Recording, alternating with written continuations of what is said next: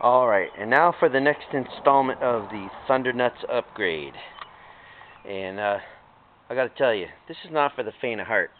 I mean, once you put the saw to this puppy, there's no going back. And it pains me for a couple of reasons. Number one, I mean, that's my nice, pretty, shiny Fender. And number two, it's the height of the riding season. I mean, everybody's out. And it just pains me every time I hear a motorcycle going by. And I'm here sitting there doing metal work and painting and sanding, and oh man, listen to those bikes go by. It's pure torture. But I know it's going to be worth it in the end, because this Fender is going to be sick. It's going to make the rear tire look fatter and taller, because there will be less fender there to hide the tire.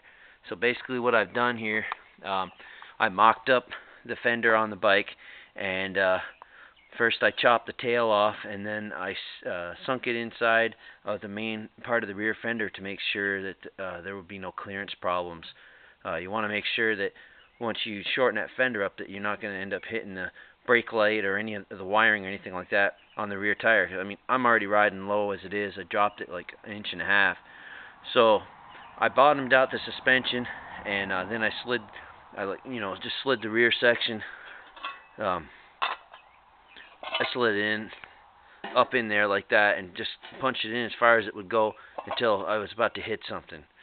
So I determined that this is the amount that I could afford to cut out of the fender without having an interference with the tire. So eventually, with some metal work and some welding there, I'm going to have a fender that's 2 3/4 inches shorter. So I've got my work cut out ahead of me. I mean, I don't have a TIG welder. I know how to TIG, but I don't own one, which really sucks because it's the way I prefer to do this kind of work. All I have is a MIG, so basically what I'm going to end up doing is just spot welding, bit by bit, section by section, until I have one continuous bead, and then I'm going to work the metal down. Because remember, this is going to have this same textured metal flame finish, so there can't be a lot of body work in there. So my metal work's going to have to be perfect, just like the front fender.